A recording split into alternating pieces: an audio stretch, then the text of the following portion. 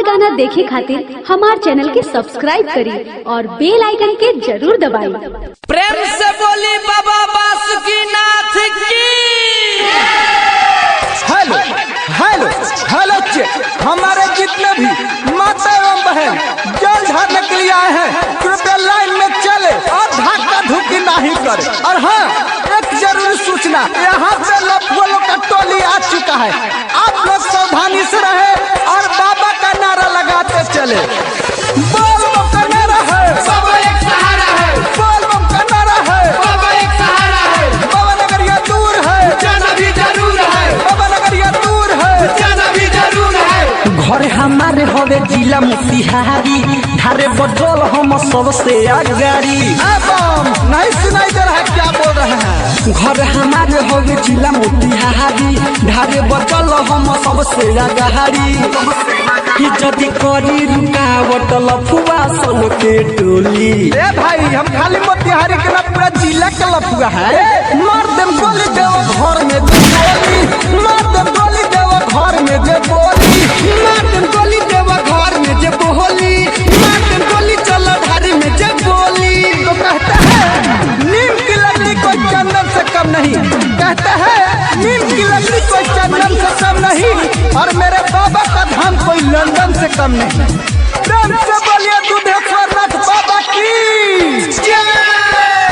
Music director Shashi Singh, music director Shashi Singh. पेन्हनी हगे रुआ कपड़ा, केहू करी नहीं लफड़ा, सभे कमर लचका है, गला बची नहीं कचरा। नचना है तो सही से नाचिए, तो बाहर निकलिए। पेन्हनी हगे रुआ कपड़ा, केहू करी नहीं लफड़ा, सभे कमर लचकाई, गला बची नहीं कचरा। लड़की पर केहू लाला है ना नहना, नहीं तो पीठी पर टूटे लगी पहना। हरी खा के आइल बानी घर ही से भांग के गोली। सुन लो, यहाँ लौंडिया बाजी नहीं चलेगा, क्योंकि बाबा का धाम है। मार दम गोली देव घर में जे बोली, मार दम गोली जल ढारे में जे बोली, मार देम गोली देवा घर में जे बोली, मार देम गोली जल ढारे में जे बोली।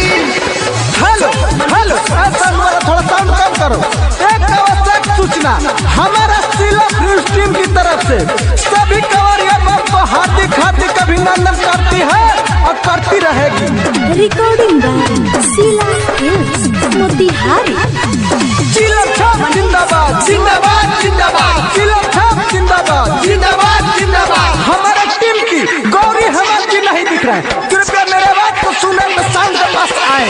बोल बम का नारा है, बाबा एक सहारा है। बोल बम का नारा है। सुना ससी राइटर राधे, चला जानी आगे आगे, लाइन में रह तू खड़ा, नहीं तो लाठी लगी बाजे। ऐसा सिंह नहीं मानिएगा, लाइन में चलिए, लाइन में। हाँ हाँ, सुनो ससी राइटर राधे, चलो न तू आगे आगे, लाइन में रह तू खड़ा, नहीं तो डंडा लगी बाजे। रोहित गुडू अशोक के बोला हवा, नीतीश कन्हैया के गाना बाजा हवा। भूखे भगवती में मगन डीजे पर सब के हुडोली। सब कंवरिया बम मेरे डीजे के पास आके नाचे। मार दम गोली देव घर में जे बोली, मार दम गोली देव घर में जे बोली, मार देम गोली चल ढारे में जे बोली, मार देम गोली देव घर में जे बोली। Sheela recording studio Motihari. Contact number 9123 12